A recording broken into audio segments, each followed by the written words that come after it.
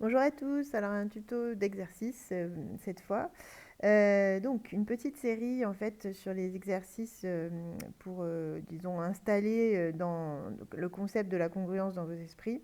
Donc ce sont des exercices assez rapides, pas très compliqués, vous allez voir, enfin il y a pas spécialement de piège et une réflexion qui est quand même modérée. Et en même temps, ben, ça nous fera gagner ce temps-là, parce que même s'ils ne sont pas très difficiles, ça prend quand même un petit peu de temps pour les écrire, pour les rédiger, etc.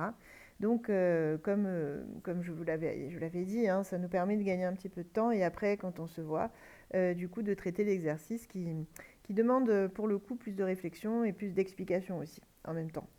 Voilà, donc là, alors, au programme de ce tuto, on va faire le 38, le 39.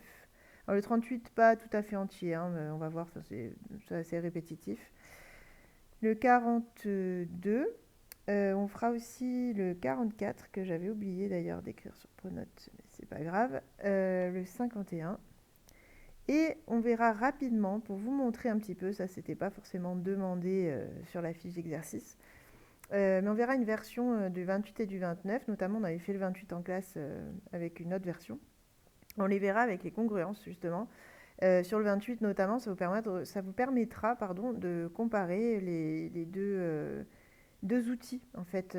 J'allais dire les deux techniques, pas vraiment de techniques, c'est plutôt des outils de démonstration, les deux façons de l'écrire. Et vous verrez que justement avec les congruences, c'est quand même beaucoup plus fluide. Voilà, le raisonnement qui est derrière est le même en fait, hein, mais c'est plus fluide et il y a beaucoup de choses qui finalement sont passées sous silence et qui rendent la rédaction de l'exercice plus simple. Voilà. En gros, c'est ça l'idée. Alors, donc, ben voilà, le 38 il est juste là, donc ça tombe bien. Donc ça, je l'écris en plein milieu, c'est pas très malin. Je vais l'encadrer pour qu'on garde bien sous les yeux. Je suis capable d'en oublier un. Donc le 38, j'avais annoncé justement ABDE, c'est-à-dire cela, parce que bon, ça va aller assez vite. On nous demandait si les congruences qui sont proposées sont vraies ou sont fausses. Il y a plusieurs façons de le rédiger, donc je ne pensez pas forcément que ce que vous avez écrit est faux parce que c'est pas la même chose que moi, hein. Si vous avez un doute, vous pourrez évidemment me le demander. Mais le plus simple, en tout cas, c'est d'utiliser la propriété qu'on a vue dans le cours, c'est-à-dire pas forcément la définition. On peut le faire, hein, là en plus les nombres sont petits, donc on pourrait chercher si chacun a le même reste dans la division proposée, pour savoir si les deux nombres sont bien dans la même famille de congruence. Mais il y a peut-être encore plus simple, puisqu'on a dit dans la propriété que être dans la même famille de congruence, ça revient à dire que l'écart entre les deux nombres, donc la différence, est un multiple justement du diviseur, donc du modulo quoi, qui est proposé là. Et c'est à mon avis le plus simple pour le rédiger rapidement. Alors donc justement, moi je vais le faire plutôt comme ça, donc le 38. Je vais quand même préciser A, B, D, E. Voilà. Alors le 38, donc si je prends le A, on me demande est-ce que 35 est congru à 2 modulo 3. Eh bien justement, je vais faire 35 moins 2. Donc je mesure la différence, hein, enfin je mesure l'écart donc avec une différence, ça fait 33. Et 33, c'est un multiple de 3. Donc comme entre les deux, j'ai un multiple de 3, ça veut dire que les deux nombres ont forcément le même reste dans la division par 3. Puisque en fait, entre les deux, on va juste augmenter le quotient d'un certain nombre de fois 3. Mais ce qui va rester sera toujours, ce qui va être excédentaire, ce qui va être en plus, sera toujours le même nombre, le même reste. Donc est un multiple de 3, donc effectivement 35 est congru à 2 modulo 3. Donc là, c'est vrai. Le B, même idée, hein, du coup je vais aller assez vite. Moins 13, moins 1, ça fait moins 14. C'est bien un multiple de 7. On pourrait écrire congru à 0 modulo 7, hein, d'ailleurs.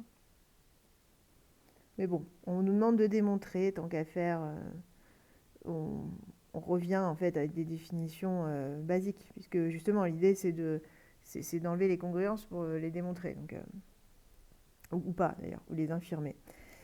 Donc, c'est multiple de 7, donc moins 13 est bien congru à 1 modulo 7.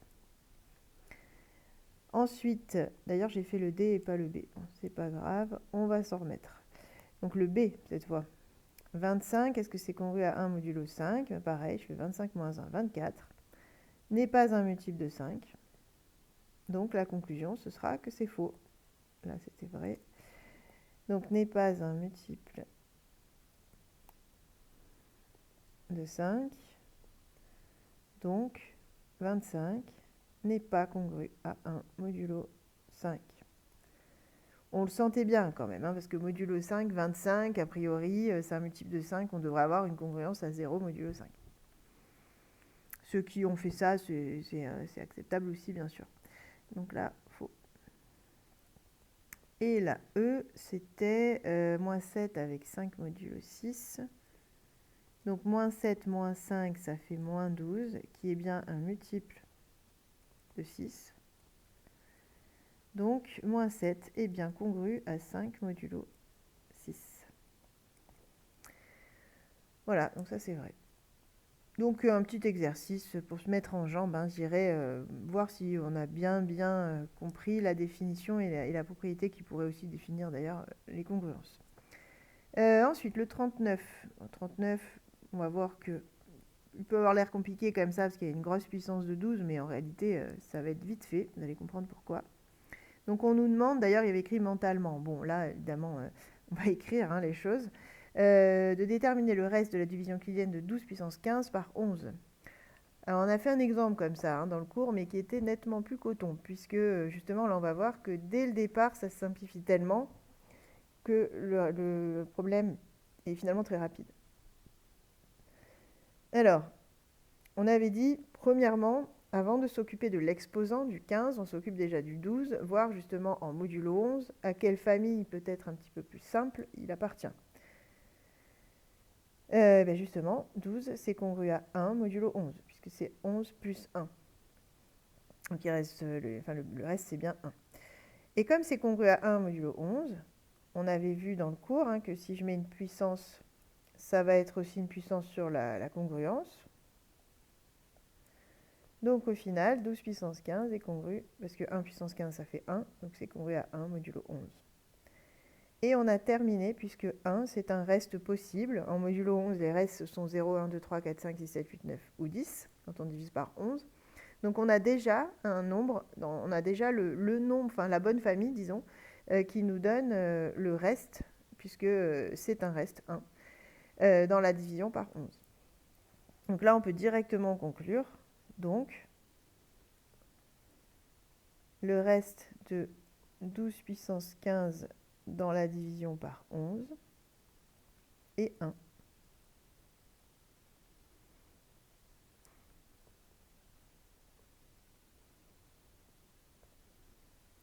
Voilà, donc bon, ça va assez vite. Dans le cours, justement, on n'avait pas cette chance, entre guillemets, c'est-à-dire que malheureusement, le nombre qui était en dessous de l'exposant n'était pas congru à 1, ni à 0, enfin, c'était pas quelque chose de simple, ni à moins 1. Dès qu'on sort de moins 1, 0 et 1, bah forcément, il y a plus de travail, puisqu'on va avoir des puissances qu'on ne connaît pas à l'avance, qu'il faut réellement calculer. Donc après le 39, on avait dit le 42. Donc le 42, ah oui, c'est celui-là. Donc je vais le mettre en face.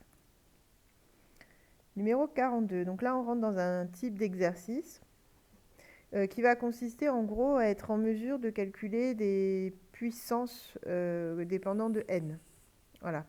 Il y en a quelques-uns comme ça, il y en a 2 ou 3, voire peut-être même 4 dans la fiche. Voilà, donc là, vous voyez, le but à la fin, c'est d'arriver à trouver, enfin pas calculer d'ailleurs, à trouver plutôt le reste dans une division, de ici 5 puissance 4n dans la division par 13. Voilà, on essaie de montrer que le reste, c'est 1. Pour tout n, évidemment, c'est tout le problème. Alors, on vous aide un petit peu, il y a la première question d'abord. Bien que, bon, honnêtement, vous auriez, enfin je pense que vous auriez été en capacité de le faire sans la première question, mais bon, on vous aide tant qu'à faire.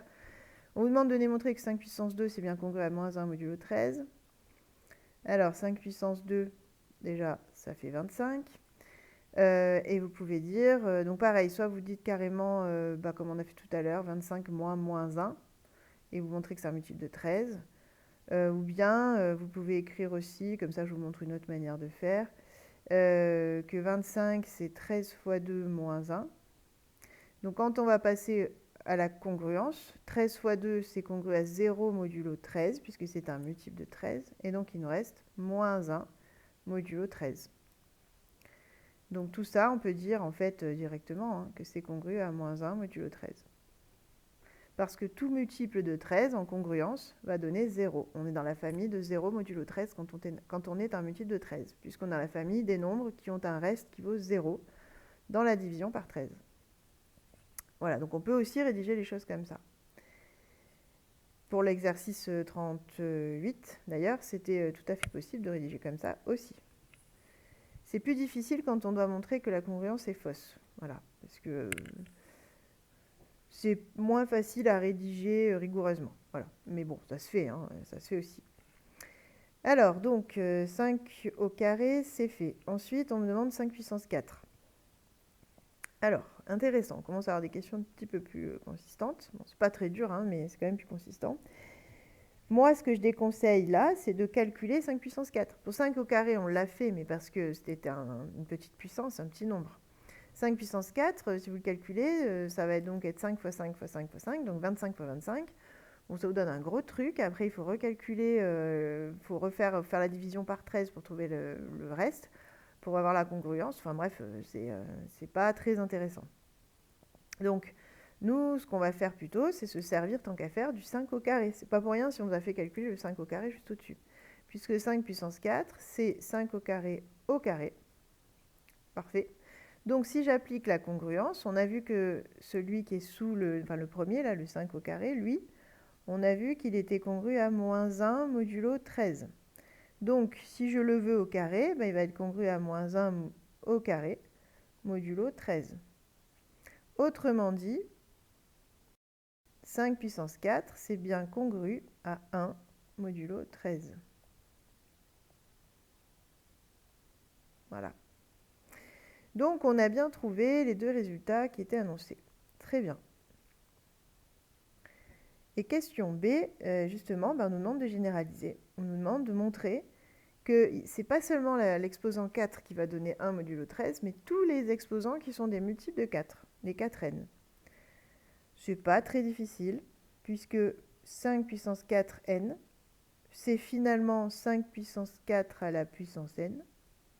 Et oui, dans ce chapitre, il faut maîtriser un petit peu les puissances, hein, les règles sur les puissances. N'hésitez pas à les revoir ou à les redemander, ce serait utile. Et justement, pourquoi c'est intéressant? Parce que celui qui est en dessous, là, le 5 puissance 4, lui, il est congru à 1 modulo 13. Donc, si je le mets à la puissance n, ben, ça va être congru à 1 puissance n modulo 13. Autrement dit, 1 modulo 13. Donc, d'ailleurs, je peux même le rédiger un petit peu en mettant pour tout n, parce que ce qu'on fait, ça marche pour tous les n, hein, il n'y a pas de restriction.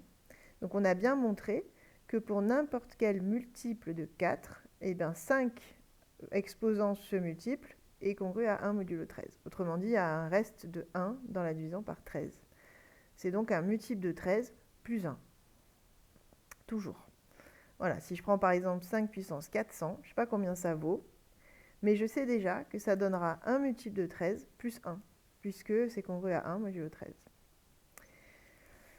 Voilà, donc ça c'est donc le numéro 42, qui est donc finalement, somme toute, pas si compliqué que ça. Alors 44 et 51, on va voir, ça va être légèrement plus long, puis avec un petit peu plus de réflexion, mais bon, honnêtement, on va voir que ça reste encore faisable, hein. Donc le 44 notamment, qui est assez numérique et qui pourtant demande quand même un petit peu de méthode, on n'aborde pas ça n'importe comment. Donc on vous donne un nombre qui est composé de, en fait, qui est le résultat d'une somme de 3 nombres qu'on ne connaît pas et qu'on n'est pas capable de calculer. 92 puissance 23, 78 puissance 115 et le troisième pareil, sont des nombres qu'on n'est pas en capacité de calculer. Et pourtant, on vous demande le reste de la division euclidienne par 7 de ce nombre-là. Bon, si on nous le demande, c'est qu'on doit être capable. Alors allons-y. Donc là, ce qu'on va faire, c'est qu'on va aller... Parce que ça, on a vu justement dans le cours un exemple comme ça, qui revient encore à celui qu'on a vu tout à l'heure dans le 39. Hein, c'est toujours ces espèces de nombres avec un gros exposant. C'est un peu toujours quand même la même technique. Sauf que là, il y en a 3 différents, donc je vais les isoler. Hein. Donc je vais d'abord traiter le premier, puis le second, puis le troisième, et puis après, on additionnera le tout. Pour le 45, notamment, que vous avez à faire en devoir, l'idée est la même. Hein. bon, vous y réfléchirez, mais l'idée est bien justement de traiter les deux séparément et après de multiplier les deux résultats ensemble, puisque la congruence le permet. Ok, donc si je continue mon 44.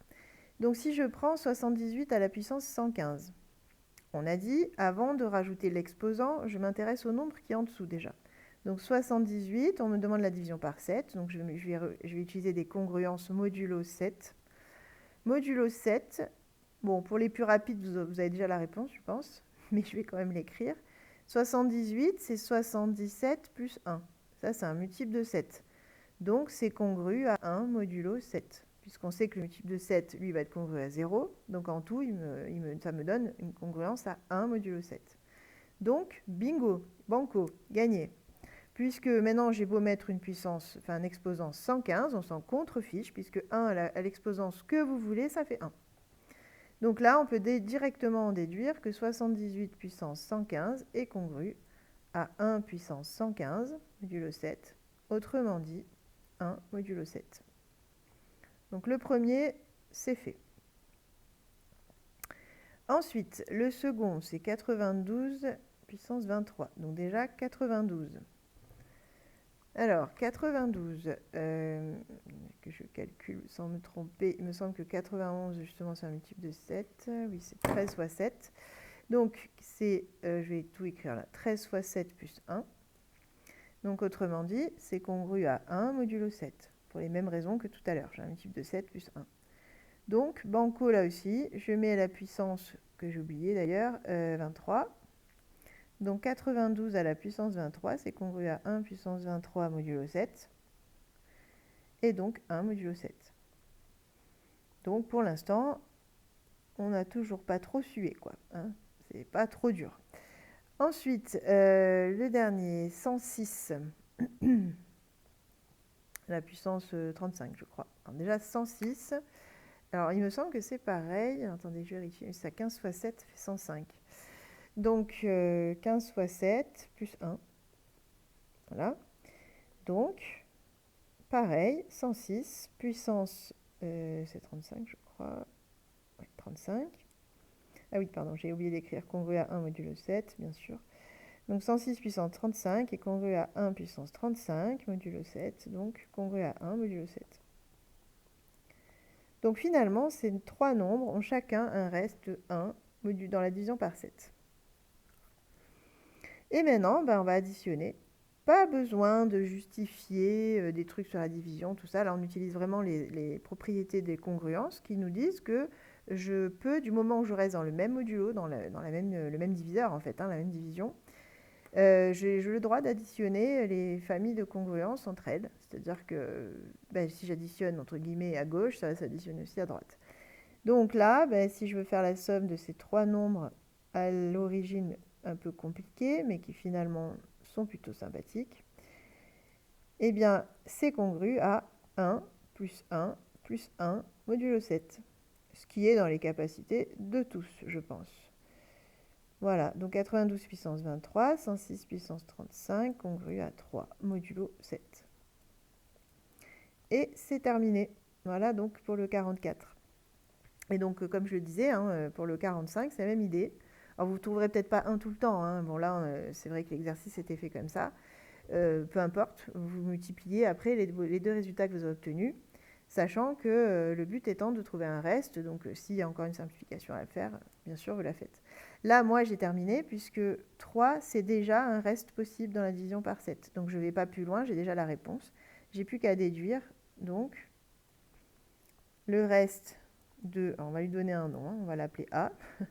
Le reste de A dans la division par 7 est 3. Et quand on vous demande le reste, il faut écrire une phrase à la fin, puisqu'on ne vous demande pas de calculer une congruence, on vous demande de donner un reste dans une division.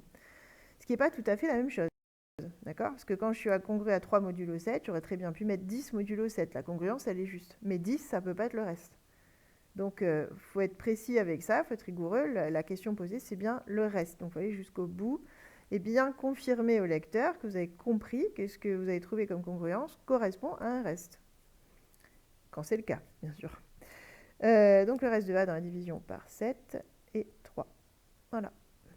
Là, on pourrait même écrire ici, je ne pense pas à l'écrire parce que je le dis à l'oral à chaque fois, préciser que 3, comme il est bien compris entre 0 et 7 non compris, alors c'est bien reste. Voilà.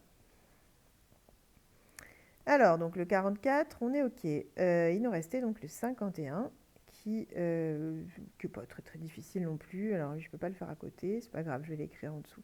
Alors, on doit démontrer que n puissance 5 moins n, pardon, est congrue à 0 modulo 5. Okay. 51. Donc, montrons que n exposant 5 moins n est congrue à 0 modulo 5. Voilà. Pour tout n, bien sûr, hein, je ne l'ai pas écrit. Pour tout n appartenant à n. Je suppose qu'on avait pris n entier. C'est ça, entier naturel. Donc, alors, devant un exercice comme ça, si vous n'étiez pas en maths experte, vous tenteriez sûrement une récurrence. Et laquelle récurrence marcherait très certainement. Marcherait, d'ailleurs, je peux l'affirmer. En revanche, je vous laisserai essayer. Je ne vais pas le faire là parce que ça va bien rallonger la vidéo sinon. Mais c'est intéressant. Voilà, vous pourrez essayer. Vous verrez que vous êtes confronté à un peu de calcul. Ça se fait, mais il y a quand même un exposant 5, ce qui veut dire qu'à un moment, vous allez devoir calculer n plus 1 à la puissance 5. Ce qui n'est pas forcément facile. Enfin, c'est pas très dur, mais c'est long. Voilà, c'est long, c'est du coup source d'erreur de calcul. Enfin bref, j'en passe. Donc là, justement, l'idée, c'est d'utiliser les congruences, hein, parce que on est quand même dans ce chapitre-là, enfin dans cette partie-là, pour avoir une autre technique de démonstration, de préférence plus simple, hein, en tout cas plus efficace, enfin plus rapide. Voilà. Alors justement, en fait, la technique, on l'a déjà un petit peu vue, parce qu'on aurait pu d'ailleurs le faire aussi comme ça, c'est la disjonction des cas. On aurait pu le faire à la main, la disjonction des cas, mais à chaque fois une puissance 5 à calculer, hein. Donc bon, on va éviter. Sachant que, quel cas on va prendre? Bon, on voit bien que si n est un multiple de 5, ça va fonctionner, puisque un multiple de 5 à la puissance 5 est toujours un multiple de 5, et j'enlève un multiple de 5, ça reste un multiple de 5. Donc on se dit que, bon, peut-être que ça sera intéressant de disjoindre en fonction de ça. C'est-à-dire, est-ce que je suis un multiple de 5 ou pas? Si je ne le suis pas, quelle forme je peux avoir? Donc si on l'avait fait sans les congruences, on aurait pu dire, premier cas, n égale 5k, bon ça c'est le cas facile. Et deuxième cas, là ça se complique, n égale 5k plus 1. Et là, voilà, imaginez le calcul, hein, 5k plus 1 à exposant 5. Ça se fait, hein, là aussi, mais faut être motivé. Troisième cas, on aurait pu prendre donc 5k plus 2. Après un quatrième cas, 5k plus 3. Et un dernier cas, 5k plus 4. Puisque je rappelle qu'il n'y a pas d'autres écritures possibles dans la mesure où après, à partir de 5, je vais rebasculer sur un multiple de 5. Voilà, les restes sont bien entre 0 et 4. Donc si on n'avait pas les congruences, il faudrait faire chaque cas et à chaque fois calculer un exposant 5. Donc voilà, d'ailleurs c'est plus compliqué à faire que la récurrence. La récurrence, vous avez un exposant 5, mais une seule fois. En revanche, c'est le raisonnement qui est plus difficile. Enfin bref, voilà. Donc il y avait ces deux façons-là de démontrer. Nous, on va faire des cas aussi, sauf qu'on va l'écrire avec des congruences. Donc au lieu d'écrire, donc on va mettre bien premier cas. On va le faire sous forme d'un tableau, hein. C'est pour ça que dans l'énoncé on parlait de tableau de congruence, mais juste qu'on se comprenne. Premier cas, au lieu d'écrire n égale 5k, multiple de 5, on va écrire n congru à 0 modulo 5, puisque c'est la même chose. Et on va faire notre calcul. Deuxième cas, j'ai quelle autre famille possible? 1 modulo 5, c'est quand le reste vaut 1. Donc ça revient à dire 5k plus 1, c'est la même chose. Etc. jusqu'à 4 modulo 5. Et en fait, dans chacun des cas, on va faire le calcul de la congruence. Mais en utilisant les règles qu'on a dans le cours, en fait, ça va assez vite. On sera juste confronté à calculer 2 puissance 5, 3 puissance 5, 4 puissance 5. Enfin, des choses qu'on va arriver à calculer quand même assez facilement. Voilà, et donc on va le présenter sous la forme d'un tableau. Donc justement, qu'est-ce que c'est un tableau de congruence? C'est justement des tableaux de disjonction des cas avec toutes les familles de congruence possibles pour n. Et en fait, dans chacune des familles, on fait le calcul, on voit si la propriété fonctionne ou pas. Si elle fonctionne dans toutes les familles possibles, vu que le n fait forcément partie d'une de ces familles, quel que soit le n que vous choisissiez, on considérera du coup que c'est démontré pour tout entier n.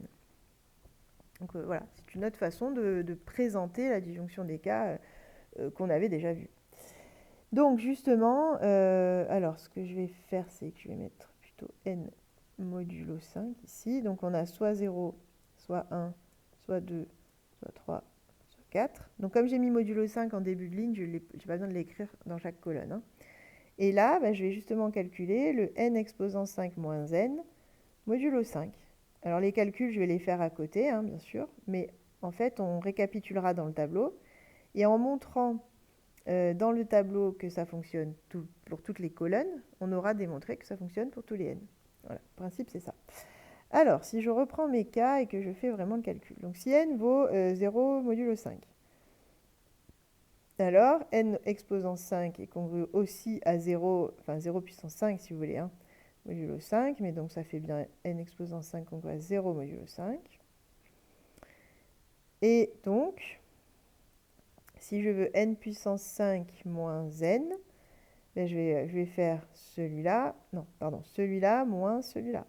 Donc 0 moins 0 modulo 5, autrement dit 0 modulo 5. Voilà, bon, ce cas-là, il n'est pas révolutionnaire, hein, puisque comme je vous disais, ça pour le coup, avec une phrase, on s'en sortait, hein, une puissance d'un multiple de 5 est un multiple de 5, j'enlève un multiple de 5, ça reste un multiple de 5. Donc là, autrement dit, c'est ce qu'on a démontré, hein, on a démontré que n exposant 5 moins n est encore un multiple de 5, si n est lui-même un multiple de 5. Bon, très bien, ça c'était le cas très simple. Deuxième cas, il est simple aussi, puisque c'est le cas où n est congru à 1 modulo 5, on a bien compris que 1 c'était une valeur sympa aussi, donc ça va aller plutôt bien. N exposant 5 est donc congru à 1 puissance 5, donc 1 modulo 5. Et donc, n exposant 5 moins n est congru à 1 moins 1 modulo 5, autrement dit 0. Donc, effectivement, je trouve encore que n exposant 5 moins n est un multiple de 5. Très bien. Je continue. Troisième cas, je vais le faire ici. N congru à 2 modulo 5. Bon, là, il y a un petit peu de calcul, mais on va voir que c'est largement abordable, hein. N exposant 5, du coup, c'est congru à 2 exposant 5 modulo 5. 2 exposant 5, on peut le faire d'un coup, là, hein. 2 exposant 4, ça fait 16. 2 exposant 5, ça fait 32. Donc, 32 modulo 5. Et le modulo 5, c'est très simple, hein, puisque les nombres, les multiples de 5 finissent tous par 0 ou 5. Donc là, justement, c'est 30 plus 2. Donc, ça correspond à 2 modulo 5. Donc, n exposant 5 moins n est congru à 2 moins 2. Autrement dit, 0 modulo 5. Donc, ça marche encore. Il nous reste deux cas à voir. C'est le cas où n est un multiple de 5 plus 3 ou un multiple de 5 plus 4. On va aller voir comment on peut traiter ça. Parce que bon, les calculs deviennent un petit peu plus consistants. Mais enfin, en fait, on va s'en sortir très bien. Alors, troisième cas, n est congru à 3 modulo 5. Alors voilà, là on passe à l'exposant 5. Là, on va essayer d'être malin. Parce que vous pouvez garder 3 exposant 5, il n'y a pas de souci. Alors là aussi, il y a des manières de faire. Mais je vais faire les deux, tiens. Comme ça, vous le verrez s'il y en a parmi vous qui ont essayé. Alors, si je prends, avant de passer à l'exposant 5, je prends l'exposant 2 déjà. 3 exposant, enfin 3 au carré, donc hein, ça fait 9, donc c'est congru à 4 modulo 5, puisque 9 moins 5, ça fait 4. Donc, du coup, si je mets le n au carré, ça fait n exposant 4. C'est congru, du coup, à 4 au carré modulo 5. Donc, ça veut dire que n exposant 4, c'est 16 modulo 5, autrement dit, 1 modulo 5. Et après, je remultiplie encore une fois par n. N, il est congru à 3 modulo 5, donc 1 fois 3, 3 modulo 5.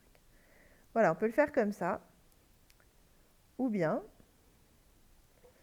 on peut aussi être légèrement plus malin et dire n, quand il est congru à 3 modulo 5, c'est aussi moins 2 modulo 5, puisque 3 moins 5, ça fait moins 2. Donc, je suis toujours dans la même famille. Ça marche. Et à partir de là, ce qui est intéressant, c'est que le 2 puissance 5, on l'a déjà calculé, rappelez-vous. On l'a fait juste avant. Donc, je peux en déduire directement que n exposant 5, c'est moins 2 exposant 5 modulo 5, en congruence, hein, bien sûr. Comme j'ai un nombre impair de moins, puisque j'ai un exposant qui est impair, je sais que je vais garder un moins. Et le 2 puissance 5, on l'a déjà fait, on a vu qu'il était congru à 2 modulo 5, donc je mets un 2 modulo 5. Voilà, donc n exposant 5, c'est lui aussi congru à moins 2 modulo 5. Donc, si je fais la différence, n exposant 5 moins n, c'est congru à moins 2 moins 2, autrement dit 0, modulo 5. Ça me paraît être vraiment la solution la plus simple. C'est plus simple que ce que j'ai fait à gauche, normalement. D'ailleurs, à gauche, j'avais pas fini, j'avais pas conclu, mais bon, on voit bien que justement, n exposant 5, ça congrue à 3, n aussi, donc quand je vais soustraire les deux, ça va bien être congru à 0.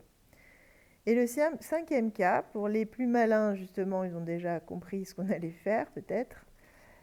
Voilà, il y a encore 0. N est congru à 4 modulo 5, autrement dit, il est congru à moins 1 modulo 5. Donc ça va aller très vite en réalité, c'est beaucoup plus rapide que de faire 4 puissance 5, attention, hein. Donc, n exposant 5 est congru à moins 1 exposant 5 modulo 5. Autrement dit, moins 1 modulo 5. Et si je soustrais les deux, je récupère bien 0. N exposant 5 moins n est congru à moins 1 moins 1 modulo 5. Autrement dit, 0. Voilà. Donc, on a démontré dans tous les cas que ça donnait 0. Donc, conclusion.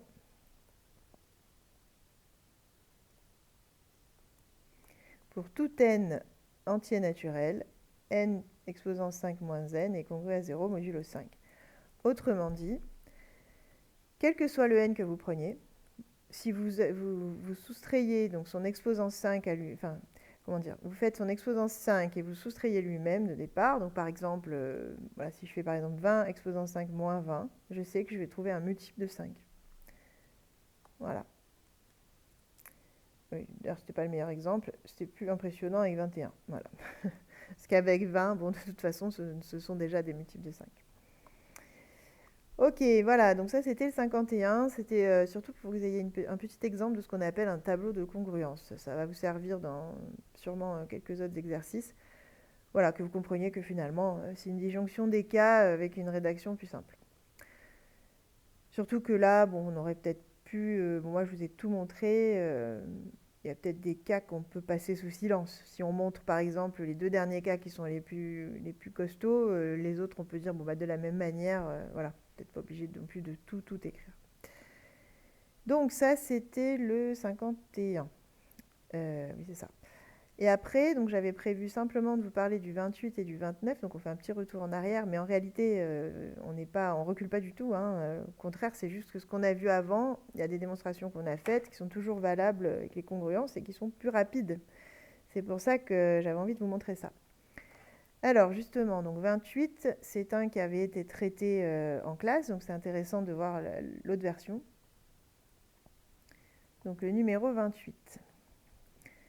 Donc je vous rappelle que c'était l'exercice où on vous demandait de démontrer que le nombre qui était appelé A, qui était n fois n carré plus 11, était un multiple de 3 pour tout entier naturel n. Alors, on avait dit, hein, là aussi, on pourrait faire une récurrence, mais c'est long, mais ça marche. Hein, je ne l'ai pas essayé, mais enfin, il n'y a pas de raison, ça doit fonctionner. On peut faire la disjonction des cas comme on l'a fait en classe. On a vu que c'était un peu long, mais ça se fait. Et on peut faire sinon, comme on vient de faire là, un tableau de congruence qui va représenter la disjonction des cas. Et alors là, pour le coup, il est très rapide en plus, parce que exposant 2, ça va aller vite. En plus, on est modulo 3. Rappelez-vous, la disjonction des cas, on l'a faite en fonction de la division par 3. Donc finalement, il n'y a que 3 cas. Donc ça va assez vite. Voilà, donc là, même principe, on avait pensé à disjoindre par rapport à 3, parce qu'on voit que si n est un multiple de 3, déjà ça marche. Alors, si je fais donc n modulo 3, et en dessous, déjà, on peut peut-être tout mettre dans le tableau, d'ailleurs ça évitera de rédiger. N carré plus 11 modulo 3, et ensuite le produit des deux. Voilà, alors qu'est-ce que j'ai comme cas en modulo 3? J'ai 0, 1 ou 2. Donc comme je vous disais, ça va aller assez vite. Et si on veut montrer que c'est modulo 3, ça voudrait dire que ce qu'il faut montrer, c'est que ici sur la dernière ligne, je n'ai que des zéros. Il faut que ce truc-là soit un multiple de 3, c'est-à-dire qu'il faut vraiment avoir 0 modulo 3 pour à chaque fois tous les résultats. Alors, donc, si n est congru à 0, 0 au carré plus 11, c'est congru à 11 modulo 3. Et 11 modulo 3, c'est pareil que 2 modulo 3, puisque j'enlève 9. Et après, quand je fais 0 multiplié par 2, bon, ça fait 0. Et là, on s'en doutait, hein, c'est ce qu'on avait remarqué d'ailleurs en classe. Si n est un multiple de 3, vu que je vais multiplier n par un autre truc, je vais forcément récupérer un multiple de 3. Donc jusque-là, c'est pas révolutionnaire. Ensuite, si n est congru à 1 modulo 3, donc c'était le cas où on avait n égale 3k plus 1. Là, ça va aller très vite, puisque si n est congru à 1 modulo 3, 1 au carré, ça fait 1, plus 11, 12. 12 modulo 3, ça fait 0.